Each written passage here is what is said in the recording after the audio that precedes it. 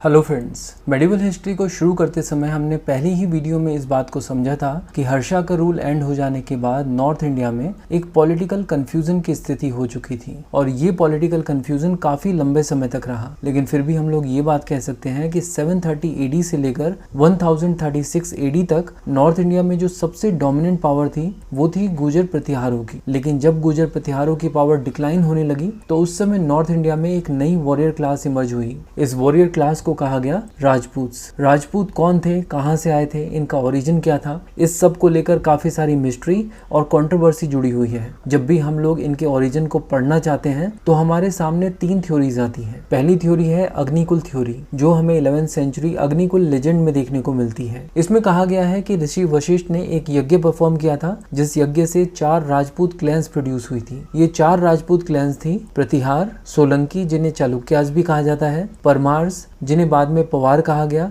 और चहमांस जिन्हें चौहान भी कहा जाता है। दूसरी थ्योरी है इंडिजीनियस थ्योरी, जिसका जिक्र हमें महाभारत में भी देखने को मिलता है, जिसमें बताया गया है कि क्षत्रिय 2 प्रकार के होते हैं, सूर्यवंशी और चंद्रवंशी। सूर्यवंशी वो जो सूर्य के वंशज हैं और चंद्रवंशी चंद्रमा यानी मून के वंशज हैं। इसके अलावा इंडिजीनियस थ्योरी में ये भी बताया गया है कि इन टोटल 36 राजपूत क्लैंस हैं, जिनमें कुछ सूर्यवंशी हैं और कुछ चंद्रवंशी, यानी राजपूत बेसिकली क्षत्रिय ही हैं, जिनका जिक्र वैदिक काल से हो रहा है। अब अगर आप ऑब्जर्व करो तो आप देख सकते हो कि पहली दोनों थ्योरीज राजपूतों के डिवाइन ओरिजिन को दर्शाती हैं। अब बात करते हैं थर्ड थ्योरी की, जो है फॉरेन इन्वेजन थ्योरी। इसके बारे में हिस्टोरियंस कहते हैं कि जब सेंट्रल एशिया से शक और कुषाण इंडिया में आए तो वो यहाँ के कल्चर में मिक्स हो गए। इनफैक्ट इनमें से बहुत सारे लोगों ने हिंदू धर्म को भी अपना लिया था और ऐसा माना जाता है कि शक और कुषाण डायनेस्टी की जो एरिस्टोक्रेटिक और नोबल क्लासेस थी, उन्होंने भारत के क्षत्रिय राजाओं के साथ मैट्रिमोनियल अलायंसेस किए और इस तरह शक,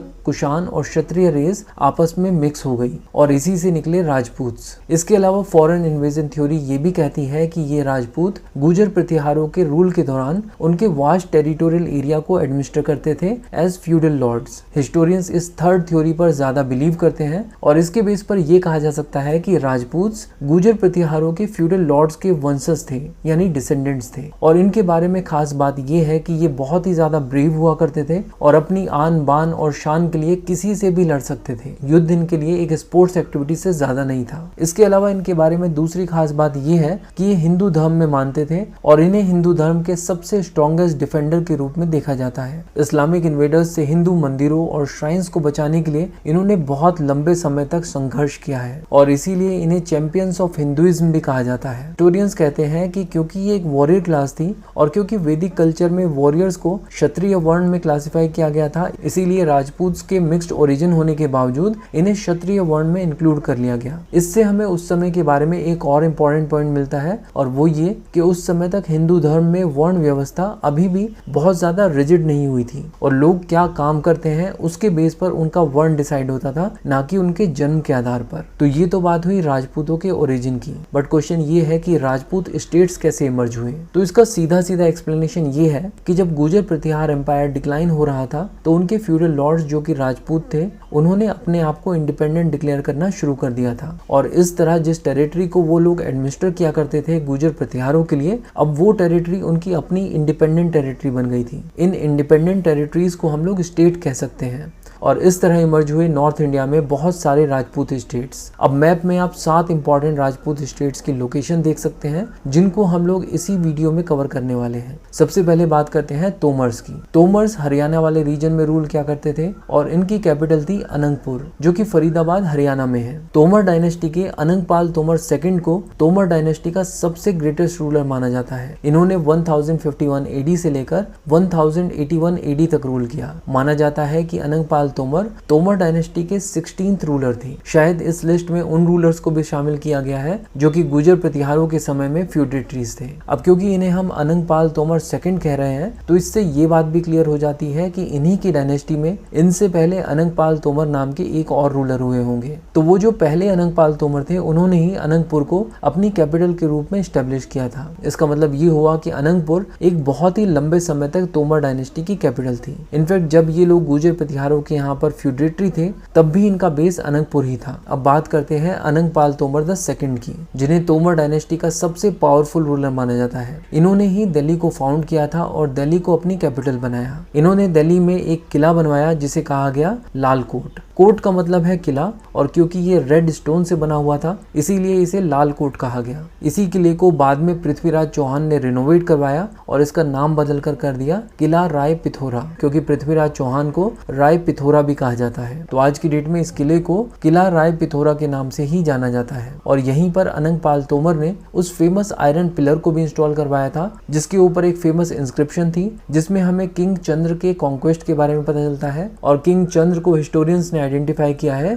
चंद्रगुप्त द सेकंड के नाम से। इसी आयरन पिलर के ऊपर अनंगपाल तोमर ने भी एक इंस्क्रिप्शन लिखवाई है जहां पर उन्होंने अपने आप को दिल्ली का फाउंडर बताया है। ये पिलर ओरिजिनली एक एंशिएंट सिटी विष्णु पदगिरी नाम की जगह पर हुआ करती थी, लेकिन अनंगपाल तोमर इसे दिल्ली लेकर आए और इसे यहाँ पर इंस्टॉल करवा दिया और उसके ऊपर ये इंस्क्रिप्शन भी लिखवाई। तो ये थी डिटेल्स तोमर डायनेस्टी की, जो कि हरियाणा और दिल्ली वाले रीजन में रूल किया करती थी। चलिए अब बात करते हैं गढ़वाल डायनेस्टी की, जो कि ईस्टर्न उत्तर प्रदेश में रूल किया करते थे। और साथ ही साथ बात करेंगे चौहान डायनेस्टी की, जो कि अजमेर वाले रीजन में रूल किया करते थे। सबसे पहले इनकी कैपिटल देख लेते हैं। तोमर डायनेस्टी की कैपिटल थी दिल्ली, गढ़वाल डायनेस्टी की कैपिटल थी वाराणसी और चौहान डायनेस्टी की कैपिटल थी नडोल, जो कि आज के राजस्थान के नागौर डिस्ट्रिक्ट में है। चलिए सबसे पहले बात करते हैं गढ़वाल किंगडम की, जो कि ईस्टर्न उत्तर प्रदेश वाले रीजन्स में रूल किया करते थे। इस डायनेस्टी के सबसे ग्रेटेस्ट रूलर थे गोविंद चंद्र, जिन्होंने 1114 एडी से लेकर 1155 एडी तक रूल किया। इन्होंने तोमर्स पर अटैक करके दिल्ली को कैप्चर किया और साथ ही साथ इन्होंने अपनी बाउंड्रीज को बिहार के मुंगेर तक एक्सटेंड कर दिया। इस तरह गढ़वाल किंगडम अब बिहार के मुंगेर से लेकर दिल्ली तक एक्सटेंड हो चुका था। और अपने इस टेरिटोरियल एरिया को एडमिनिस्टर करने के लिए इन्होंने दो कैपिटल्स बनवाई,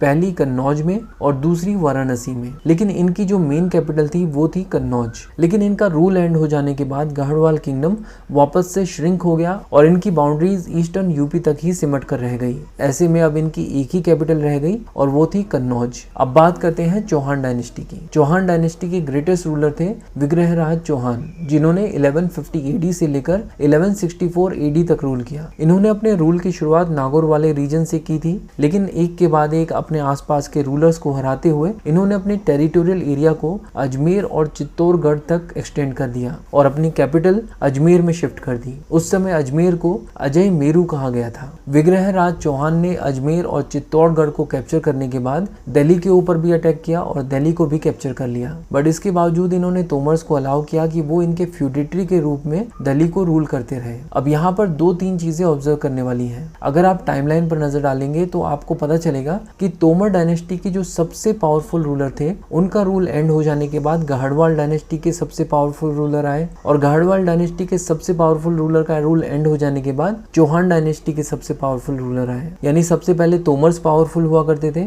उनके वीक हो जाने के बाद गढ़वाल पावरफुल हुए और उनके वीक हो जाने के बाद चौहान पावरफुल हुए और दिल्ली पर कंट्रोल उसका ही होता था जो कि पावरफुल था। इसके अलावा एक और इम्पोर्टेंट चीज जो आपको पता होनी चाहिए वो ये है कि विग्रहराज चौहान के ही डिसेंडेंट थे पृथ्वीराज चौहान और उनके समय में गढ़वाल डायनेस्टी के जो रूलर थे वो थे जयचंद। पृथ्वीराज चौहान और जयचंद के बारे में हम लोग आगे की वीडियोस में बात करेंगे, क्योंकि उनके बारे में पढ़ने से पहले हमें इस्लामिक स्टेट्स, गजनवीद एम्पायर और घुरीद एम्पायर के बारे में पता होना चाहिए। चलिए अब बाकी के राजपूत स्टेट्स को भी देख लेते हैं। देखिए यहाँ पर आप मैप में मेवाड़ रीजन को देख सकते हैं। यहाँ पर जो राजपूत रूलर्स थे वो थे गोहिलाज। इसके बाद आप मालवा रीजन को भी देख सकते हैं। इस रीजन में राजपूत रूलर परमार्स का रूल हुआ करता था। बुंदेलखंड वाले रीजन में चंदेल्स का रूल हुआ करता था और गुजरात वाले रीजन में सोलंकीज का रूल हुआ करता था, जिन्हें चालुक्यास ऑफ गुजरात भी कहा जाता है। तो ये थी डिटेल्स राजपूत स्टेट्स की। Thank you so much for watching and supporting बुक्सतावा।